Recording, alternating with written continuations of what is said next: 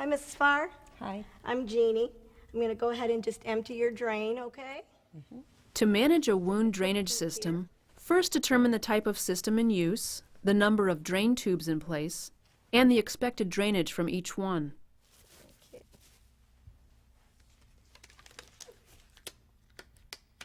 After ensuring privacy and performing hand hygiene, put on gloves and place an open specimen container or graduated measuring cylinder on the bed between you and the patient. Problems?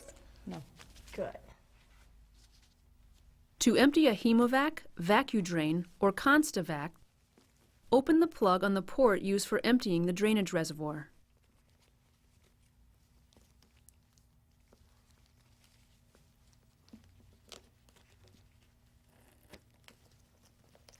Then tilt the evacuator toward the plug and slowly squeeze the two flat surfaces together while tilting the evacuator toward the graduated cylinder.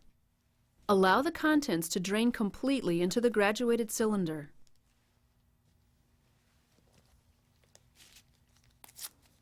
Cleanse the port and plug with an alcohol swab. Then place the evacuator on a flat surface and press down until the bottom and top touch. Almost done. Hold the bottom and top together with your non-dominant hand and replace the plug with your dominant hand. Good now. Now make sure the evacuator is working properly. It will remain flattened if it is. Check that the vacuum is re-established and that the drainage tubing is patent and has no tension on it. Mrs. Farr? Hi. Let's go ahead and, As part of your follow-up care, periodically observe for drainage in the evacuator and inspect for drainage at the patient's wound or around the tubing. good. Get good flow. Mr. Johnson, hi, my name is Diane and I'm here to empty your Jackson Pratt. To empty a Jackson Pratt drain, first expose the site, uncovering only the necessary area. After applying gloves, begin by opening the port.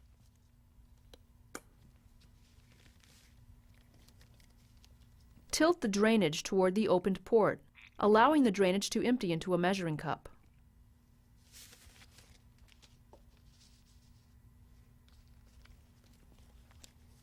Next, use an alcohol swab to clean the end of the emptying port.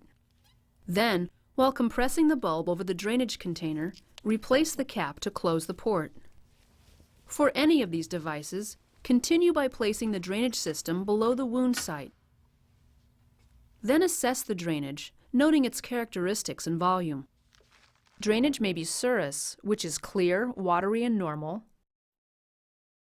Sanguineous, which is bright red and suggests fresh bleeding. Serosanguineous, which is pale, red, watery, and normal immediately post-op. Or purulent, which is yellow, green, or brown, and has a distinct odor and indicates infection. After discarding the drainage in the commode, inspect the skin and change the dressing, following sterile technique. Everything's clean and Secure dry. the gauze sponges according to the physician's or your preferred taping technique. As you do, remind the patient to keep the drain lower than the insertion site, whether the patient is lying down, sitting, standing, or walking. When you wear this, you need to pin this lower than your incision. So we'll pin it down here, and that way by pinning it, you won't lose it or pull it out. Before removing a drain, make sure that the patient's physician and your agency support this nursing action. Mrs. Shawn, we're going to go ahead and take your drain out now, okay? First, I'm going to empty it, though. To remove a Hemovac, Jackson Pratt, or Penrose drain, remove and discard the dressings around the drain, as shown in the video skill, Changing a Dressing. If you're removing a Hemovac or Jackson Pratt drain, release the suction by opening the drainage port. Empty any drainage. Make sure a disposable drape has been placed next to the insertion site so you can place the drain on it after removal.